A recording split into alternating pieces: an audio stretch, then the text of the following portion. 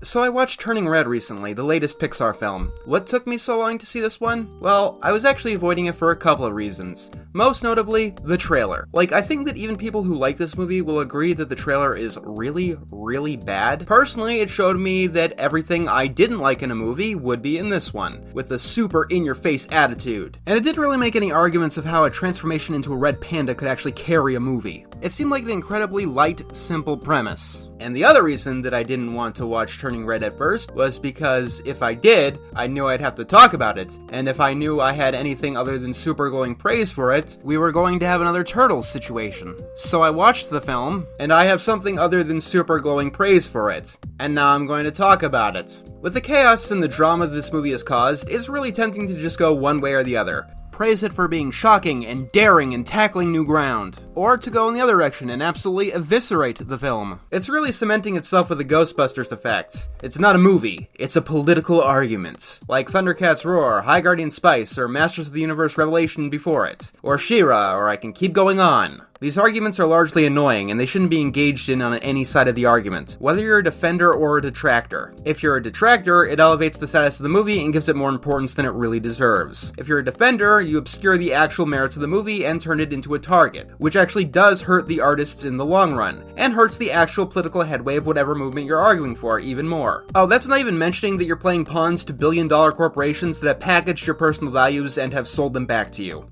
Turning Red is a mixed bag. Actually, I don't even know if that's the best way to describe it. It is the Pixar film that I am the most mixed on. There are Pixar films that I absolutely love, like Soul, WALL-E, or Ratatouille. There are Pixar films I don't like Cars 2. And then there are Pixar films I don't care about, like A Bug's Life or The First Cars. Turning Red is a film I'd probably like if it wasn't for some glaring problems that took me right out of the experience time and again. So Turning Red stars an Asian-Canadian girl named Mai Lee, growing up in Toronto in 2002, where one night she learns that she becomes a giant red panda whenever she feels any particularly strong emotions. This is complicated by the fact that she has an overbearing mother, is going through middle school, and puberty. It's a fairly simple movie despite all the drama, and yet there's a ton to talk about. I'm going to start with what held me back from actually enjoying the movie, and that is Mei's mother, Ming. I'm gonna be dead straight with you. I hated this character so much that I thought I would have to stop watching the movie. Ming is a helicopter parent, the type who controls every little thing about their child's life and are super panicked that a slight deviation from their plan will harm their child. So they create this self-fulfilling prophecy, where they hurt their child so much more than the rest of the world could. Every time that Ming was on screen, I was angry. The two most infamous bits you've probably heard of, when she finds drawings of Mei's crush and drives her down to the store to show the boy in them what Mei did.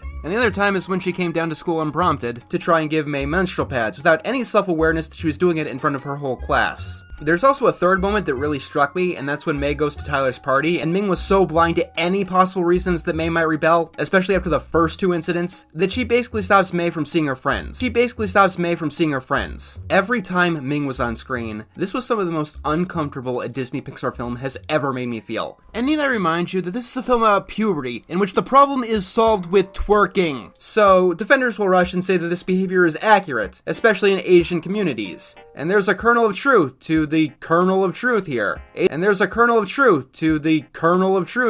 Asian communities are definitely at least stereotypically strict in upbringing. So, pardon my ignorance. Is it realistic to take a child's drawing of a crush, drag her down to a convenience store, and confront the person in said drawing in a store full of people? Especially if you are under the delusion that these things actually happened, despite one of the drawings being the boy as a merman. Is it really realistic to try and directly give menstrual pads to someone and not leave them with a nurse at school? Ming's behavior is too over the top. Actually, no, it's not. That's actually the problem. The problem is that it's realistic. It's something that could feasibly happen if you were one of the worst, most brain-dead people on Earth. It's not like, say, Doofenshmirtz, who also had a hard upbringing. So hard that neither of his parents showed up for his actual birth. If you want to talk about realism, we need to talk about Encanto. This was a Disney film also about generational trauma, which seems to be the theme of the season. Mirabel's grandmother was guilty of pretty much the same things, being overly controlling, trying to keep her family in the perfect boxes that she imagined for them. Of course, Encanto didn't make me want to smash my computer because it was subtle. You could constantly understand the reasons that Alma was doing the things that she was doing, even if you didn't agree with them. And in the end, you want to see Alma get better, not have her taken away in the back of a police car. This is like trying to redeem Doofenshmirtz's parents and doing it in a realistic way, and have it all heartfelt at the end. This is not a combination that works. Ming doesn't come across as understandably or realistically strict at any point in the movie. She comes across as psychotic. Luckily for the film, anytime that Ming isn't on screen, the movie gets a lot better. I wouldn't call it one of Pixar's best, still, but it would have been a tier above something like Onward, which felt a lot like wasted potential. Part of the Ming problem actually comes from the movie's style. It is a very much in-your-face, and takes a lot of cues from anime, with even mundane things being shot as over the top as possible, which is a baffling choice if you're making something that's supposed to tell some kind of down-to-earth lesson. This movie really feels like it was made for the TikTok generation. I mean, it was, obviously, it was released in 2022, but the movie also takes place in 2002, and that creates many problems with the film. Like, I hear some of the slang in this film, like the word besties, and while that term did apparently exist way back when, you would not be hearing that in middle school. The movie also overestimates how common cell phone use was among middle schoolers at the time. It wasn't until the mid to late 2000s when cell phones became a common thing in middle schools. Like, unless the family was rich, even the adults at the time would be using beepers. The anime style also feels off due to the time period. While anime did exist in the West, obviously, besides Sailor Moon or Dragon Ball, Pokemon or Yu-Gi-Oh!, it was pretty niche until like 2005. Then we started getting tricklings of things like Zatch Bell, One Piece, and so on. I mean, anime definitely was there, don't get me wrong, but it wasn't the styling of the time. Speaking of which, by 2002, boy bands were on the way out. That is literally the year that Justin Timberlake went solo, effectively ending the craze for a decade. 2002 wasn't a very in-your-face time either. It was quiet, it was grungy. Linkin Park was one of the biggest bands in the world. Everyone was emotional and full of angst. Like, there's one guy in the school who has this emo look, and yeah,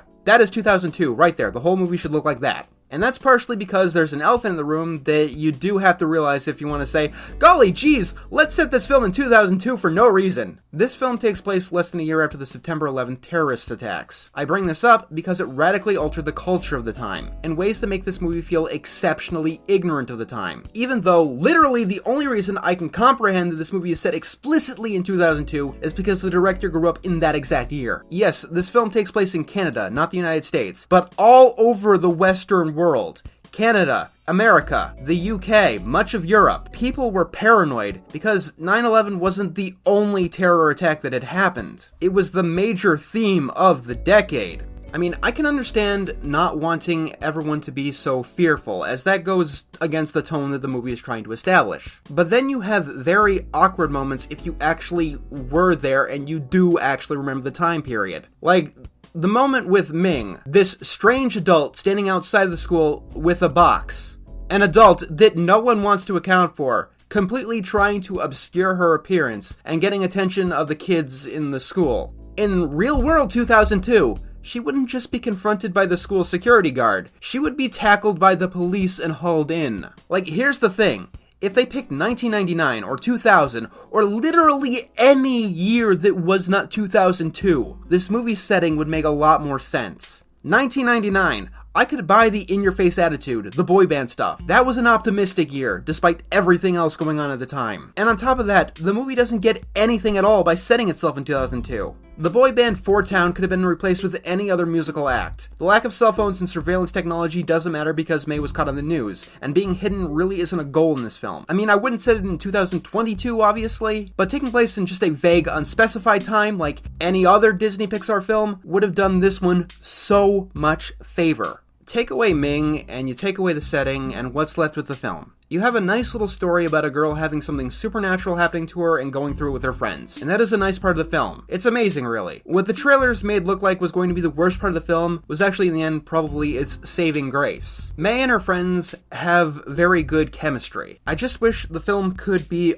only about that, and it took more cues from something like Stand By Me. Because every time that it's not about that, the film struggles, and it struggles hard. Like, there's also May's father, Jin. He says like 2 words throughout the entire film, and then towards the end he decides that he wants to be an actual character, out of nowhere. The film is clunky. That's the best way to describe it. Which side of okay it's on depends on my mood, but it is vastly below Pixar's average. Or, well, it would have been 15 years ago.